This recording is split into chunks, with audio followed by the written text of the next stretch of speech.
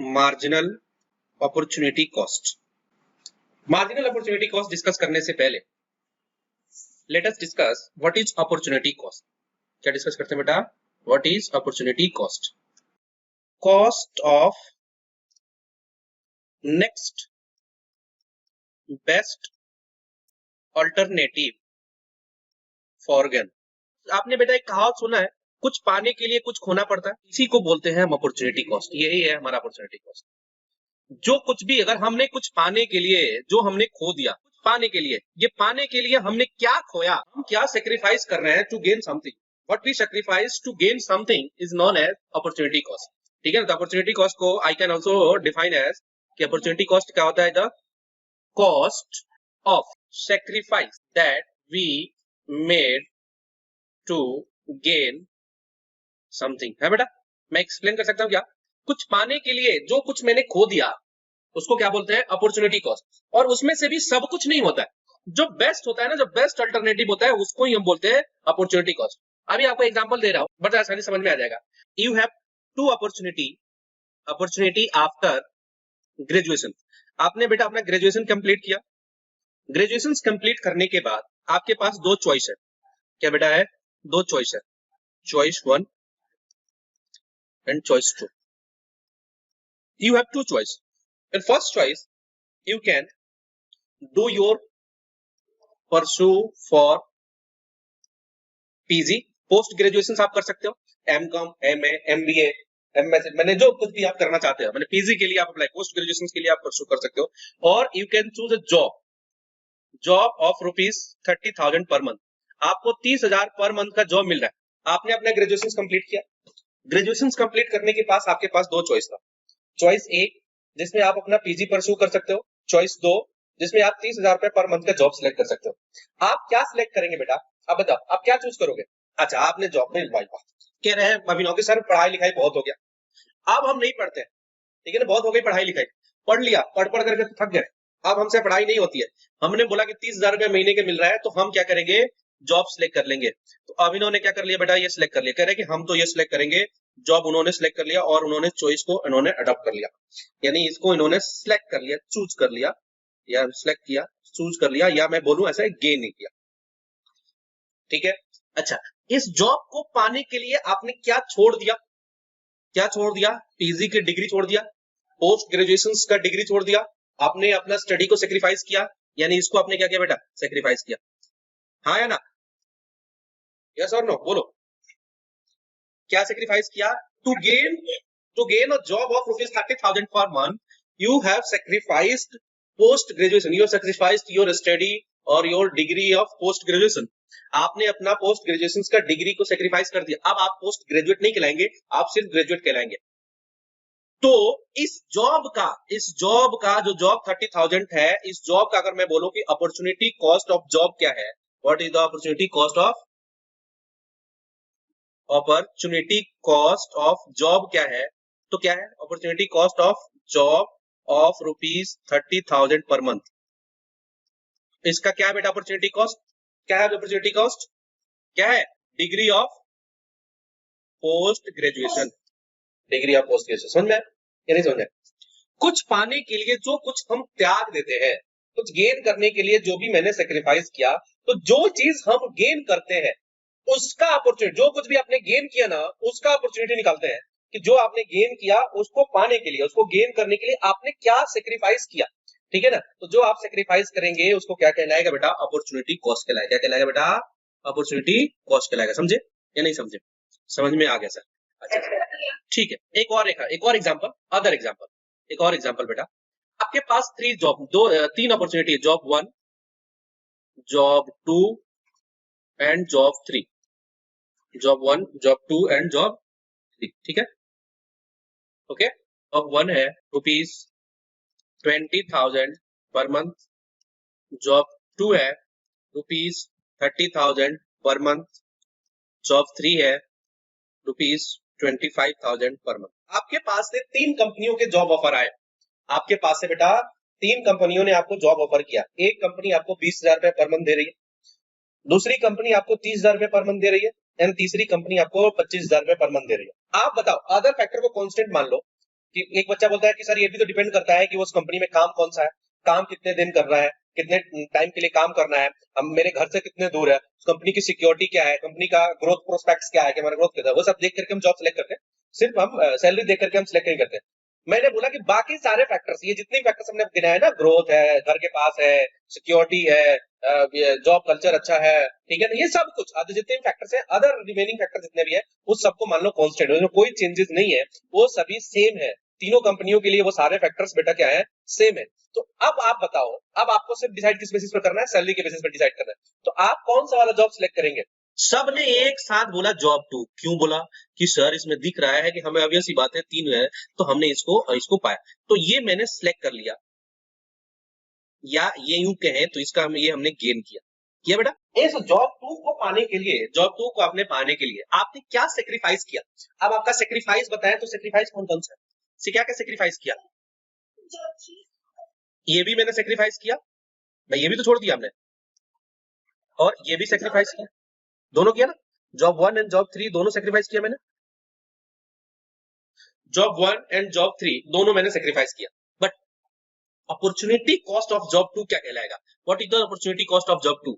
Opportunity cost of job 2 क्या है? क्यों जॉब 1 क्यों नहीं है? लो सोच में पड़ गए, सोचना पड़ गया। क्यों सोचना पड़ रहा है सर? सर इसमें आप दो जॉब के दो सेक्रीफाइस दे दिया, पिछले वाले में तो आपने बड़े चलाकी से एक दिया था तो हमने फटाफट बता दिया, अब इसमें 2। अब हमें समझ में नहीं आ रहा है कि जॉब 2 बोले या जॉब 1 बोले या जॉब 3 बोले। कंफ्यूजन है, सॉल्यूशन का पता नहीं, बट सॉल्यूशन है। आपका सॉल्यूशन है बेटा सत्येंद्र शुक्ला, आप पूछो हमसे सॉल्यूशन। देखो, अगर हम कोई भी चीज गेन करने के लिए जो चीज सेक्रीफाइस, जितनी भी चीज करते हैं ना, तो जो भी हमने सेक्रीफाइस किया उसमें का बेस्ट लेते हैं, उसको हम अपॉर्चुनिटी कॉस्ट बोलते हैं। क्या बोलते हैं अपॉर्चुनिटी कॉस्ट को? ऊपर देखो मीनिंग देखेंगे, अपॉर्चुनिटी कॉस्ट के ऊपर मीनिंग देखेंगे तो हमने क्या लिखा है? Cost of next best alternative for gone. क्या लिखा है? Cost of next best alternative for gone. जो हमारा नेक्स्ट बेस्ट अल्टरनेटिव है, जो दूसरा सबसे बेस्ट अल्टरनेटिव है जिसको हमने छोड़ दिया, वो कहलाएगा हमारे लिए अपॉर्चुनिटी कॉस्ट। तो अगर मैं जॉब 2 के लिए देखें तो जॉब 1 और जॉब 3, लेकिन इन दोनों में बेस्ट कौन सा है? जॉब 3। तो कॉस्ट ऑफ अपॉर्चुनिटी कॉस्ट क्या है? Job 3, that is ₹25,000 per month. ठीक है ना? अगर मैं जॉब 2 सिलेक्ट नहीं करता तो फिर मैं कौन सा करता? जॉब 3 सिलेक्ट करता। तो जो कुछ भी हमने गेन किया उसके लिए जो हमने सेक्रीफाइस किया, उसमें जो बेस्ट अल्टरनेटिव जो रहेगा ना, जो हमने फॉरगोन कर दिया, जो हमने छोड़ दिया, जो हमने सेक्रीफाइस कर दिया, ठीक है ना, कोई भी चीज गेन करने के लिए, तो उसको क्या बोलते हैं? Opportunity cost. Now let's discuss what is marginal opportunity cost. ये रेट को डिफाइन करता है कि किस रेट से हम सेक्रीफाइस कर रहे हैं और किस रेट को हम गेन कर रहे हैं। जैसे आपके पास बेटा 10 आम है, आपके पास क्या है? 10 आम है, ठीक है, और मेरे पास 4 केले हैं। मैंने बोला कि मैं आपको एक बनाना दे देता हूं, आपको बनाना खाना, आपको अच्छा लग रहा है कि आप बनाना खाना चाहते हो, तो आप बोले कि सर आप मुझे एक बनाना दे दो। मैंने बोला ठीक है बेटा, आप एक बनाना मेरे से ले लो। मैंने आपको एक बनाना दिया और आपने बोला कि सर मैं आपको एक बनाना दोगे ना तो मैं आपको 3 मैंगो दे दूंगा। मैंने बोला बिल्कुल ठीक है, कोई दिक्कत नहीं, 3 मैंगो दे दूंगा। तो आपने बेटा एक बनाना गेन करने के लिए कितने मैंगो सेक्रीफाइस कर दिए? 3। तो यहाँ नहीं, यानी जो रेट है आपका सेक्रीफिकेशन का, जो रेट है सेक्रीफाइस करने का, जो रेट है वो क्या है? 3। आप 3 के रेट से 3:1 के रेशियो से आप सेक्रीफाइस कर रहे हो। 3:1 के रेशियो से आप क्या कर रहे हो बेटा? सेक्रीफाइस कर रहे हो। तो उसी रेट को हम क्या बोलते हैं? Marginal opportunity cost. सर बड़े आसान है, तो बहुत जल्दी समझ में आ गया हमको। बिल्कुल बेटा, कोई भी चीज हम गेन करने के लिए कितना हम दूसरे चीज का सेक्रीफाइस कर रहे हैं, उसका रेट निकाल लो, उसी रेट का नाम है मार्जिनल अपॉर्चुनिटी कॉस्ट। तो let me define it. Marginal opportunity cost क्या है? Marginal opportunity cost is the rate, क्या है बेटा? Is the rate at which unit of one goods is sacrificed to gain an additional unit of other goods। देख, अगर आपसे कोई बोले कि एमओसी का, अगर ये फॉर्मूले से भी निकलता है, एमओसी का फॉर्मूला क्या आता है? एमओसी का फॉर्मूला होता है यूनिट सेक्रीफाइस्ड अपॉन में यूनिट गेन। यूनिट्स गेन, कितना हमने सेक्रीफाइस किया अपॉन में कितना हमने गेन किया। ठीक है, सबसे ज्यादा एग्जांपल जो आपको अपने बुक में देखे होंगे ये रहता है। ये कुछ कॉम्बिनेशंस बने हुए हैं, प्रोडक्शंस के कॉम्बिनेशन बने। आपके पास एक पीस ऑफ लैंड है, ठीक है ना, आपके पास क्या बेटा? एक पीस ऑफ लैंड है जिसमें आप प्रोडक्शंस करना चाहते हो। उसमें कुछ कॉम्बिनेशन दिया है, wheat in KG and rice in KG. इन दोनों के प्रोडक्शन के कुछ कॉम्बिनेशंस मेरे पास गिवन है। मान लो ये आपका पीस ऑफ लैंड है, ठीक है ना, ये लैंड है, ये लैंड है। इस लैंड पर अगर आप पूरे लैंड पर खेती करें और सिर्फ अगर आप व्हीट की खेती करते हैं तो आप इस लैंड पर 100 केजी का व्हीट प्रोडक्शन कर सकते हैं। In that case the production of rice will be 0। समझ में आया? मैं कुछ कॉम्बिनेशंस बता रहा हूं आपको, मैं कुछ ऑप्शंस आपको बता रहा हूं, मैं कुछ चॉइस आपको बता रहा हूं कि अगर आप उस लैंड के ऊपर प्रोडक्शन करेंगे व्हीट का तो you can produce 100 KG of wheat, whereas the productions of rice will be 0. But if you want to productions of rice as well, then you need to sacrifice the productions of wheat. In that case, productions of wheat will be 90 and the productions of rice will be 10 kg. समझ में आया? मैंने क्या बोला कि अगर आप दोनों प्रोड्यूस करना चाहते हैं, व्हीट का भी प्रोडक्शन करना चाहते हैं बेटा और राइस का भी प्रोडक्शन करना चाहते हो, अगर आप दोनों का प्रोडक्शन करना चाहते हो तो व्हीट का प्रोडक्शन आप 90 केजी करेंगे तो राइस का प्रोडक्शन कितना होगा? 10 केजी का होगा। समझ में आया? अगर आप राइस का प्रोडक्शन और इंक्रीज करना चाहते हो 10 से, अगर आप 20 केजी करना चाहते हो प्रोडक्शन, राइस का प्रोडक्शन आप 10 से 20 केजी करना चाहते हो तो उस केस में आपका प्रोडक्शन स्वीट का घट करके कितना रह जाएगा? 70 केजी रह जाएगा। अगर ये 30 करना चाहते हो तो ये कितना रह जाएगा? 40 हो जाएगा। और अगर ये 40 केजी करना चाहते हो तो कितना? ये कुछ कॉम्बिनेशंस आपके दिए हुए हैं, ठीक है? समझ में आ रहा है? समझ में? Yes sir. ये कुछ कॉम्बिनेशंस दिए कि लैंड के ऊपर हमें भी बेटा आप पहले से पता है कि हम अगर कोई भी हमारे पास लैंड है, जैसे आपके पास लैंड है उस पे आप हॉस्पिटल बनवाना चाहते हैं और आप हॉस्पिटल कॉलेज भी बनवाना चाहते हैं, तो अगर आप हॉस्पिटल के लिए ज्यादा कमरा बनवाएंगे तो कॉलेज के लिए आपके पास रूम्स का अवेलेबिलिटी कम रहेगा। अगर कॉलेज के लिए ज्यादा रूम्स, ज्यादा स्पेस का यूज करेंगे तो हॉस्पिटल के लिए कम स्पेस आपको बचेगा। ठीक है ना? अब ऐसी बात है, आपको पता है ना कि कोई भी हमारे पास रिसोर्सेज है उसके दो यूज है, तो अगर हम एक यूज को इंक्रीज करते हैं तो दूसरे यूज को हमें सेक्रीफाइस करना ही पड़ता है। अगर हमारे पास लैंड है तो मगर ज्यादा व्हीट, अगर सिर्फ पूरे लैंड पर व्हीट का करूं तो राइस 0 हो जाएगा। अगर राइस भी चाहता हूं तो व्हीट भी सेक्रीफाइस करना पड़ता है। तो कुछ गेन करने के लिए हमने कुछ यहाँ पर सेक्रीफाइस किया। बात समझ में आ रही? समझा? जब समझा? गेन करने के लिए हमने क्या किया यहाँ पर बेटा? कुछ सेक्रीफाइस किया। अब मैं आपसे पूछूं कि अब जरा आप बेटा आप हमें एमओसी निकाल करके दिखाएं। क्या निकाल कर दिखाएं बेटा? एमओसी निकाला है, ठीक है? तो एमओसी सभी कॉम्बिनेशन का निकाल सकते हैं क्या? इसका, इसका, इसका, हर कॉम्बिनेशन का एमओसी। इसको मैं ऊपर थोड़ा कॉम्बिनेशन बना देता हूँ। ये कॉम्बिनेशन हो गया ए, ये बी, ये सी, ये डी और ये ई। 5 कॉम्बिनेशन मैंने आपको दिया, ठीक है ना? एमओसी निकाले सब किसी का, कैसे निकलेगा sir? MOC is equal to क्या होता है? Unit sacrifice, unit sacrificed upon में यूनिट गेन, यही होता है ना? इसको शॉर्ट ऐसे भी बोलते हैं, शॉर्ट में ऐसे भी बोलता हूँ, डेल्टा लॉस अपॉन में डेल्टा गेन। क्या लॉस हुआ अपॉन में क्या गेन हुआ, तो शॉर्ट में ऐसे भी बोलता हूँ। तो हमने देखो इसका पहले का तो कुछ नहीं गेन किया, तो पहले का तो एमओसी कुछ होगा ही नहीं। सेकंड ऑप्शन का, सेकंड कॉम्बिनेशन का क्या होगा? सेकंड ऑप्शन में मैंने सेक्रीफाइस कितना किया बेटा? सेकंड ऑप्शन में मेरा सेक्रीफाइस कितना है? बोलो सेक्रीफाइस कितना है? पहले मेरे पास 100 केजी वीट था और अब मेरे पास कितने केजी वीट हो गया बेटा? 90 केजी का वीट हो गया। कितने केजी वीट हो गया? 90 केजी का। तो मैंने सेक्रीफाइस कितना केजी किया बेटा? 10 केजी। अच्छा, और गेन कितने केजी हुआ है? और गेन भी 10 का। तो 10 अपॉन में 10, तो एमओसी कितना हो गया बेटा? 1। एमओसी कितना होगा? 1 हो गया। यही बात है। दूसरा देखो 70 और 20, यहां पर देखो सेक्रीफाइस कितना, सेम फॉर्मूला वहां पर, यूनिट सेक्रीफाइस या लॉस। सेक्रीफाइस कितना हुआ है बताओ? अब कोई बच्चा बोलता है सर पहले 100 था अब 70 हो गया। नहीं, 100 70 से कंपैरिजन नहीं करते ना, अपने प्रीवियस वाले से कंपेयर करेंगे कि पहले मेरे पास 90 था, अब 90 से कितना हो गया? 70 हो गया। तो मेरे सेक्रीफाइस कितना किया बेटा? 20 का। और मुझे लॉस कितने का हुआ? सॉरी, गेन कितने का हुआ? 10 था, 10 से कितना हो गया? 20 हो गया। तो गेन कितने का हुआ? 10 का। तो इकट्ठे करके कितना? 2। अच्छा, अब देखो फिर दोबारा, अब गेन यहाँ पर देखो सेक्रीफाइस कितना हुआ? 70 से 40 हुआ, तो सेक्रीफाइस कितना? 30 का। और गेन कितना? 20 से 30 हुआ, तो गेन कितना? 10 का। 3। फिर इसमें कितना? 40 से 0, तो 40 का सेक्रीफाइस, और गेन कितना? 30 से 40, तो गेन कितना? 10 का। ये हो गया कितना?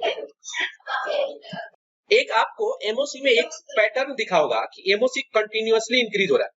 पैटर्न दिखा होगा ना आपको, एमओसी कंटिन्यूअसली डिक्रीज हो रहा है ना, कंटिन्यूअसली। ये एमओसी का नेचर है, उसका बिहेवियर है कि ये हमेशा इंक्रीज होता है, कभी भी एमओसी डिक्लाइन नहीं होता है। मार्जिनल अपॉर्चुनिटी कॉस्ट इकोनॉमिक्स में कभी भी डिक्लाइन नहीं होता है, MOC always increases. Question rise होता है व्हाई एमओसी ऑलवेज इंक्रीजेस, क्यों? कि हमेशा इंक्रीज ही क्यों होते रहता है? क्यों इंक्रीज होते रहता है बेटा? बोलो। सर नहीं पता, आप बताओ। बिल्कुल बताते हैं, देखो। क्योंकि ये एक लाइन में अगर मैं लिखना चाहूं तो मैं लिखता हूं एक लाइन में, because of specific use of resources. Specific use of resources, ठीक है, ओके। क्योंकि हर रिसोर्स जितनी भी होती है ना, चाहे वो लैंड हो, लेबर हो, कैपिटल हो और एंटरप्रेन्योर हो, हर रिसोर्स का अपना स्पेसिफिक यूज होता है। सभी रिसोर्सेज का अपना एक स्पेसिफिक यूज होता है नहीं होता, मानते हो बेटा बात? एक मैं सतेंद्र शुक्ला, बेटा मैं आपको कॉमर्स पढ़ाऊं, अकाउंट्स, इकोनॉमिक्स, बिजनेस स्टडी ये पढ़ाता हूं, और मैं आपको फिजिक्स, केमिस्ट्री और बायोलॉजी पढ़ाता हूं। मैं ज्यादा अच्छा क्या पढ़ाऊंगा बताओ? इकोनॉमिक्स पढ़ाऊंगा, ठीक है ना। मैं फिजिक्स, केमिस्ट्री, बायोलॉजी उतना अच्छा नहीं पढ़ाऊंगा, ठीक है। तो मेरा एक स्पेसिफिक यूज है। वही एक फिजिक्स, केमिस्ट्री और बायोलॉजी वाले टीचर वो फिजिक्स, केमिस्ट्री, बायोलॉजी ज्यादा अच्छा पढ़ाएंगे, वो इकोनॉमिक्स उतना अच्छा नहीं पढ़ाएंगे जितना अच्छा इकोनॉमिक्स मैं पढ़ाऊंगा। मेरा एक अपना एक स्पेसिफिक, हर चीज का एक स्पेसिफिक यूज होता है ना, सब किसी को बोलते हैं ना, सब किसी का अपना अपना टैलेंट होता है। एक अगर आप दांत के डॉक्टर से दिखाने जाएंगे, तो जो डेंटिस्ट होते हैं वो दांत की इलाज अच्छे से करेंगे, लेकिन वो इसका मतलब ये नहीं है कि वो हड्डी का भी, पैर के हड्डी का भी इलाज उतना अच्छे से करेंगे। पैर के हड्डी वाले का इलाज क्या होगा, वो पैर के हड्डी का इलाज ज्यादा अच्छे से करेगा, वो दांत का इलाज उतना अच्छे से नहीं कर पाएगा। बात समझ में आ रही है सर? तो हर रिसोर्सेज का अपना एक स्पेसिफिक यूज होता है। कुछ लैंड ऐसे होते हैं जिसके ऊपर व्हीट का प्रोडक्शन के लिए वो ज्यादा सुटेबल होते हैं, whereas some lands are suitable for the production of rice. होते नहीं होते? अगर आपको पता हो, आपने देखो कंट्री में ही अलग अलग स्टेट में अलग अलग लैंड के ऊपर अलग अलग टाइप के क्रॉप्स का प्रोडक्शन होता ही नहीं होता है। कोई कहीं का लैंड जो है वो शुगर केन के लिए ज्यादा सुटेबल है, कहीं का लैंड जो है वो आपके वहां पर जैसे गोवा ले लें, वो साउथ ले लें, तो वहां पर क्या होता है, आपको बादाम हो जाता है, कश्मीर में देखो सेब हो जाता है, हिमाचल में वहां की लैंड क्या है, सुटेबल है। वहां का जो एनवायरमेंट है वो क्या, किस प्रोडक्शन ऑफ एप्पल्स के लिए सुटेबल है, वहां पर बादाम हो जाते हैं। गोवा में देखेंगे तो काजू हो जाता है, साउथ में देखेंगे तो काजू हो जाता है, ठीक है ना। तो ये सब के प्रोडक्शन, अब वो सब अगर मैं अपने अपने दिल्ली एनसीआर में करना चाहे तो क्या दिल्ली एनसीआर में सब पॉसिबल है क्या, उन सब का प्रोडक्शन पॉसिबल है? नहीं पॉसिबल है। आप एमपी के किसी किसी डिस्ट्रिक्ट में जाएंगे तो एमपी के किसी किसी वहां पर एमपी में क्या होता है, कहीं पर सोयाबीन की खेती ज्यादा होती है, कहीं पर आप जाएंगे तो कपास की खेती कहीं पर ज्यादा होती है, ठीक है ना। आप जैसे बिहार में कहीं जाए, हाजीपुर में जाएंगे तो वहां पर केले की खेती खूब होती है। वो केले आपको कहीं और नहीं मिलेंगे, वो हाजीपुर में मिलते हैं, छोटे छोटे केले, एकदम बिल्कुल छोटे छोटे होते हैं, लेकिन बहुत ही मीठे केले होते हैं, ठीक है ना। तो वो हर जगह के अपना स्पेसिफिक, हर रिसोर्सेज का अपना स्पेसिफिक यूज होता ही नहीं होता है। मैं क्या बोलना चाहता हूं, आपको समझ में आ रहा है बेटा, नहीं समझ में आ रहा? Every resources has its own specific use. Every resources has its some speciality. सबके पास कुछ अपनी स्पेशलिटी है, सबको अपना अपना स्पेशलिटी होता है। तो हम जैसे ही रिसोर्सेज को अगर वो एक अपने इसके स्पेसिफिक यूज से हटा करके दूसरे यूज में उसको यूज करने लगते हैं, दूसरे जगह दूसरे यूज में उसको हम शिफ्ट करते हैं, तो उसका क्या हो जाता है, एफिशिएंसी जो होता है, उसकी जो प्रोडक्टिविटी होता है, जो उसका कैपेबिलिटी जो होता है, जो उसका कैपेसिटी होता है, वो क्या हो जाता है, रिड्यूस हो जाता है। होता नहीं होता? बेटा बताओ, मैं मुझे अगर आप एक मैं किसी स्कूल में पढ़ाने गया इकोनॉमिक्स के लिए, लेकिन किसी दिन फिजिक्स के टीचर नहीं आए थे, तो वहां के जो प्रिंसिपल है उन्होंने बोला कि आप चले जाइए जरा फिजिक्स पढ़ा दीजिए। तो मैं चला गया, ठीक है, प्रिंसिपल ने बोला तो मैं चला गया उस क्लास में। लेकिन बताओ, मेरा एफिशिएंसी, मेरा कैपेसिटी पढ़ाने का, मेरा कैपेबिलिटी सेम रहेगा या रिड्यूस हो जाएगा, घट जाएगा? मेरा क्या हो जाएगा, वो रिड्यूस हो जाएगा, ठीक है। क्यों रिड्यूस हो जाएगा बेटा? इसलिए सर रिड्यूस हो जाएगा क्योंकि मेरा वो यूज नहीं है, मैं उसके लिए सुटेबल नहीं हूँ, वो मुझे सूट नहीं करता है, वो मजबूरी में करना पड़ रहा है। तो अगर आप मजबूरी में किसी चीज का यूज करते हैं जो उसके लिए सुटेबल नहीं है, तो फिर उसका जो एफिशिएंसी यूज होता है उसका होता है, घट जाता है, ठीक है ना। तो अगर आप एक लाइन में इसका आंसर देना चाहें तो क्या बोलेंगे, because of specific use of resources. But if you want to elaborate, ठीक है ना, आप 3 मार्क्स में क्वेश्चन आ गए, 1 मार्क्स में क्वेश्चन आए तो एक एक खत्म बात, एक लाइन लिख करके आए, खत्म है। लेकिन यही क्वेश्चन अगर 3 मार्क्स में आ जाए तो आप एक लाइन लिखोगे तो आपकी मैम क्या दे देंगे, 3 नंबर? नहीं देंगे, कह रहे नहीं कंजूस है, कह रहे लिखने में कंजूस है तो हम मार्क्स देने में कंजूस हो जाएंगे, तो वो आपसे ज्यादा कंजूस हो जाएंगे मार्क्स देने में। तो थोड़ा उनको और ज्यादा लिख करके बताना पड़ेगा कि नहीं मैम, हमें इसके बारे में डिटेल डिस्कस, हमें नॉलेज है, हमें इसके बारे में ज्यादा जानते हैं। आप जिस हिसाब से पूछोगे उस हिसाब से बताएंगे। 1 नंबर में पूछोगे तो 1 लाइन लिखेंगे, 3 नंबर में पूछोगे तो कम से कम 3 लाइन लिख करके आएंगे। चलो लिखेंगे, क्या लिखेंगे इसमें, अगर इसको थोड़ा एलिब्रेट करेंगे तो क्या इसको एलिब्रेट करेंगे, every resources, every resources has, resources लिखना तो हैव लिखेंगे ना, have its own specific use when we shift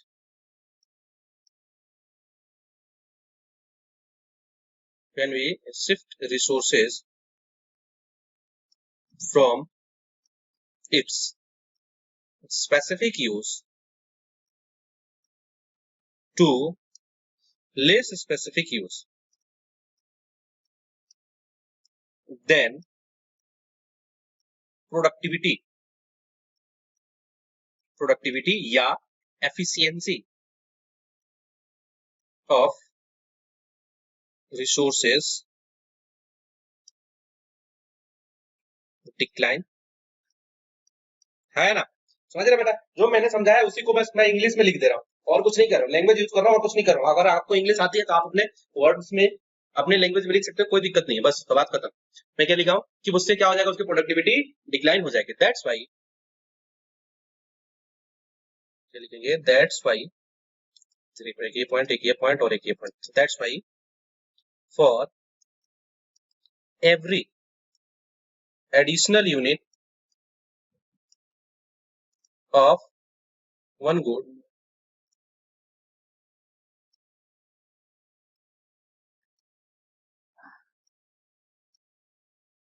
we need to sacrifice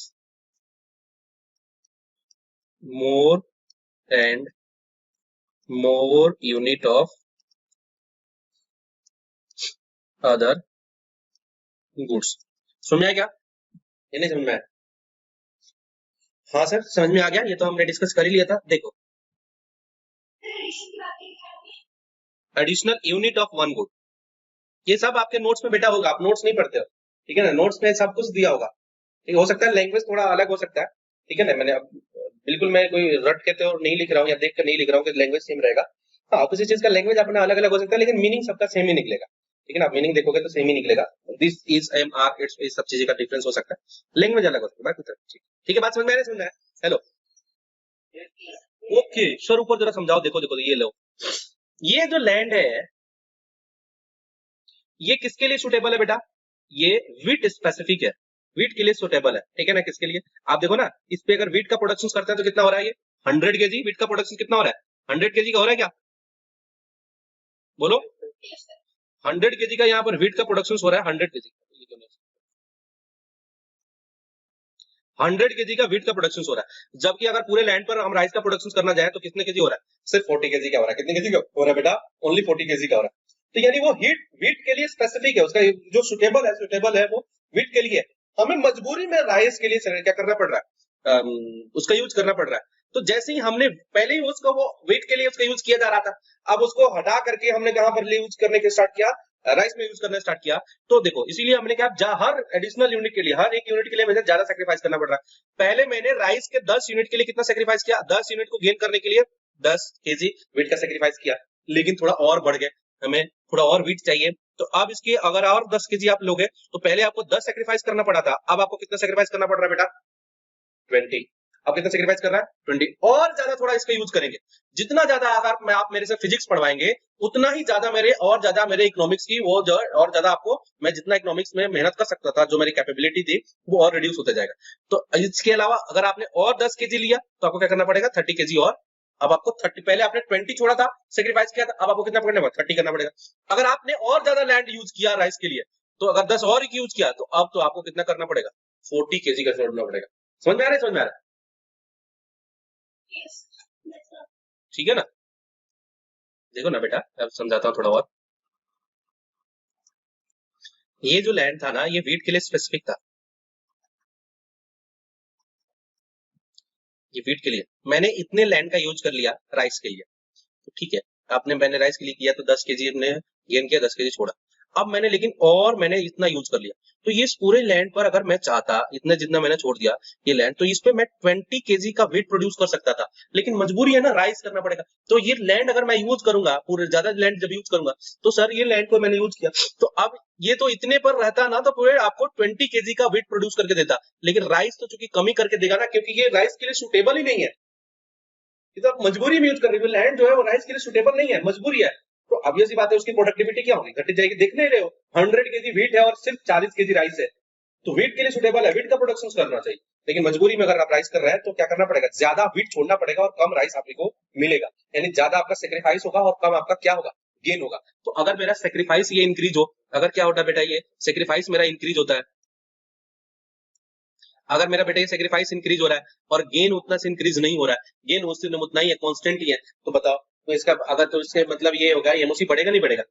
होगा नहीं? आप मैथमेटिकली भी सोच कर देखो, ऊपर 5 लिखा और नीचे 4 है, अब मैंने 6 लिखा 4 है, 7 लिखा 4 है, तो क्या न्यूमरेटर आपका बढ़ रहा है और डिनोमिनेटर आपका सेम है, उतना ही है। हर एक यूनिट के लिए आपको ज्यादा से ज्यादा सेक्रीफाइस करना पड़ेगा, तो ऑब्वियस सी बात है जो रिजल्ट आएगा वो क्या आएगा, ज्यादा आएगा नहीं आएगा? बोलो, समझ में आ गया?